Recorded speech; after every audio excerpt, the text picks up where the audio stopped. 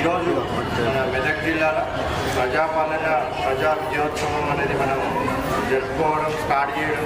So ఇప్పుడు ఏదైతే vehicle ఉందో సో మన కళాకారులకు ఉందో సో ఆ వెహికల్ మొత్తం అంతా ప్రజలకు అందరికీ కూడా ప్రతి గ్రామానికి కూడా సుమారుగా ప్రతి ఒక్క రోజు కూడా 3 గ్రామాలు కవర్ చేసి సో ప్రజాపాలన ప్రారంభమైన నాటి నుంచి సో ఏమేమైతే విజయాలు ప్రజాప్రభుత్వం ప్రజలకు అందించిందో అదేవిధంగా ప్రజల జీవన విధానం సో వాళ్ళకి ఏ విధమైన మెరుగుపరచడానికి ఏమేమి కార్యక్రమాలు చేపట్టిందో సో అవన్నీ కూడా వాళ్ళకి వివరించి ప్రజలకు అందరూ కూడా పాటల రూపంలో కళాకారులు అందరూ కూడా చెప్పడం జరుగుతుంది. సో ఇప్పుడు ఈరోజు మనము మన ఆర్టీసీ బస్ స్టాండ్లో ఇక్కడ మనం ఈ పాలన ప్రజా విజయోత్సవం అనేది మనం ఈరోజు ప్రారంభించుకుంటూ ఉన్నాం. సో మనం చూసినట్టయితే చాలామంది కూడా మహిళలే మనకి కనిపిస్తూ ఉన్నారు. సో ఆర్టీసీ వచ్చినట్టయితే మన మెదక్ జిల్లాలో మొత్తం ఇప్పటి వరకు 1,62,00,000 సార్లు మహిళలందరూ కూడా ఈ ఆర్టీసీ ద్వారా ఉచిత ప్రయాణాన్ని వాళ్ళ సౌకర్యం పొందగలిగినారు.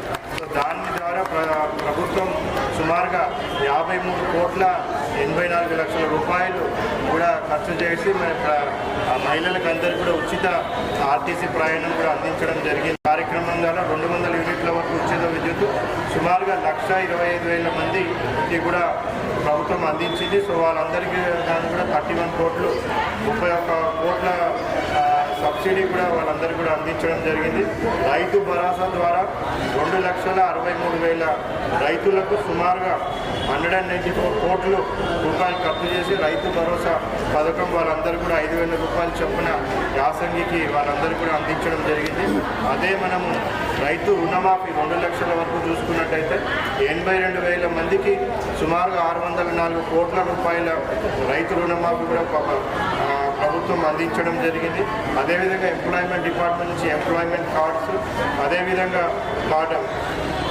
పాఠశాల విద్యార్థులను ప్రోత్సహించడానికి వాళ్ళకందరికీ కూడా ఫ్రీ యూనిఫామ్స్, అదేవిధంగా ఉపాధ్యాయుల పదోన్నతులు వాళ్ళ బదిలీలు అవన్నీ కూడా చేపట్టడం జరిగింది. సో అదేవిధంగా అమ్మ ఆదర్శ పాఠశాల కమిటీలు ఏర్పాటు చేసి వాటి ద్వారా సుమారుగా 562 స్కూళ్ళకు 20 కోట్ల ద్వారా మంచి వసతులు అవన్నీ కూడా కల్పించడం జరిగింది. 1,50,000 కుటుంబాలకు ఆల్రెడీ సర్వే కంప్లీట్ అయిపోయింది.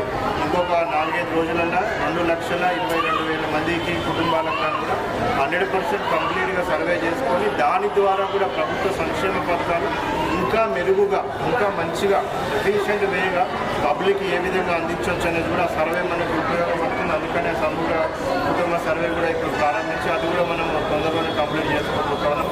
మరొకసారి ప్రజాపాలన ప్రజా విజయోత్సవ వేడుకలకు మరి ప్రజలందరికీ కూడా శుభాకాంక్షలు తెలుపుకుంటూ ప్రజాప్రభుత్వం మరి ప్రభుత్వం ఆదేశాల మేరకు జిల్లా యంత్రాంగం కూడా కృషి చేసి ప్రజాప్రభుత్వం ఏవైతే ఆదేశాలు ఇస్తుందో దాని ప్రకారంగా ప్రజలకు చేకూరే సంక్షేమ పథకాలను 100% ఇంప్లిమెంట్ చేయడానికి జిల్లా యంత్రాంగం కూడా ఎప్పుడు కూడా ముందుంటుందని తెలియజేసుకుంటూ సో మరొకసారి అందరూ కూడా ప్రజాపాలన ప్రజా విజయోత్సవ శుభాకాంక్షలు తెలుపుతాం.